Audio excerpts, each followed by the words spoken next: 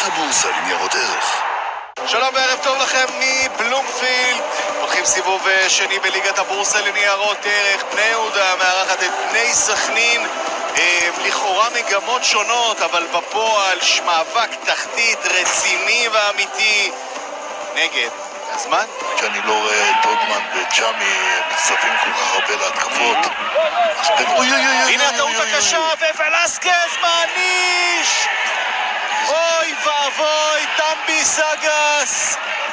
איזו טעות במרכז ההגנה של בני יהודה, וזה לא קורה בפעם הראשונה, רבותיי. ללא מאמן, השחקנים כמו עדר ללא רואה. פעם זה מורי ופעם זה טמבי.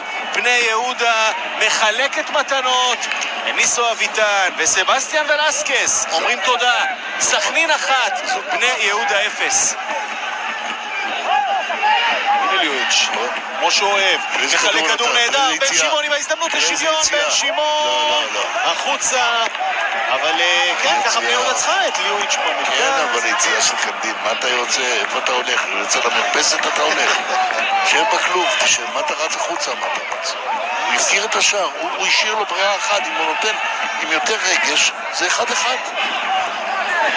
אז אמרת את האוי הזה בהפתעה, כאילו קורה פה, זה האובייס, אבל האם זה ייגמר בשער שוויון? תראה את העבודה הנהדרת של בן שמעון, חוץ מהבעיטה בסוף. ירד יפה לכדור קנדיל.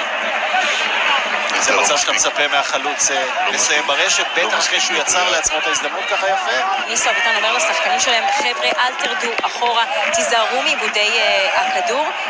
בוא נראה רגע את בן שמעון, מנסה לייצר לעצמו הזדמנות, קנדיל מתעופף בצורה קצת מוגזמת. קרן, בני יהודה, זה בהחלט אתגר או סיפור אחר בינתיים במחצית השנייה. הנה הכנסת הכדור, ומייקל מופל ויש פנדל. השאלה אם לא היה שם נבדל עוד קודם לכן. בכל מקרה, כדור עונשין מ-11 מטר, וזה רגע מעניין שלמה. בני יהודה קיבלה פנדלים במשחקים האחרונים שלה. האם מייקל בנבדל? אין נבדל. וזה כדור עונשין מ-11 מטר. מוחמד גדיר עבור בני יהודה מצליח למצוא את הרשת. אחרי 3 החמצות מן הנקודה הלבנה, בני יהודה מחליפה בועט, ומי עושה זאת? טוב מאשר מוחמד גדיר. שער שלישי שלו עבור בני יהודה, דווקא מול קבוצתו לשעבר.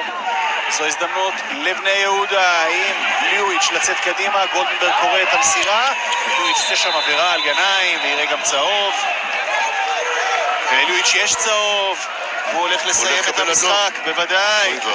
מטה ליואיץ' בחוסר אחריות משאיר את הקבוצה שלו ב10 שחקנים. מה קרה לשחקן הזר המשובח הזה של בני יהודה בשנים האחרונות? נראה את הפריצה הזו, וחלילה, איזו הצלה, איזו החמצה, מה שלא תרצו, האמת. בתוך תיבת 5, החמצת ענק של חלילה. למה שלא תגיד גם הצלה של כי אני אומר שמחלוץ אני מצפה להבקיע במצב כזה. נכון, אבל זה הצלה גדולה של הילד. שוער נהדר הילד. שצקי לוולסקז. יב גנאים מחזיר את זה יפה לגנטוס. והנה ההגבהה שלו, הכדור מטייל, זו ההזדמנות של חלילה לקורה! חלילה תופס את הראש במקום לרוץ לריבאונד. אוסמה חלילה עם הזדמנות שנייה גדולה. אבל אתה ראית איזה סיבוב, איזה ביטה מדויקת. והנה, אולי ההזדמנות האחרונה בהחלט של סכנין. קיאל מגביה לקרוב, חלילה נוגח! החוצה, סיום המשחק. וואו, כמה שזה היה קרוב. אבל אוסמה חלילה קיבל כאן 3 מצבים משובחים. הסתיימו בשתי קורות. 1-1 בסיום המשחק. חלוקת נקודות בין שתי הקבוצות. סכנין הייתה הרבה יותר טובה בטח מאז ההרחקה. לא הצליחה יכולה להרגיש את עצמה מוגזמת היום במשחק הזה. זה בעיקר סכנין, שהיא גם הגיעה למצבים קורצים ולא הצליחה להבקיע את שער הניצחון.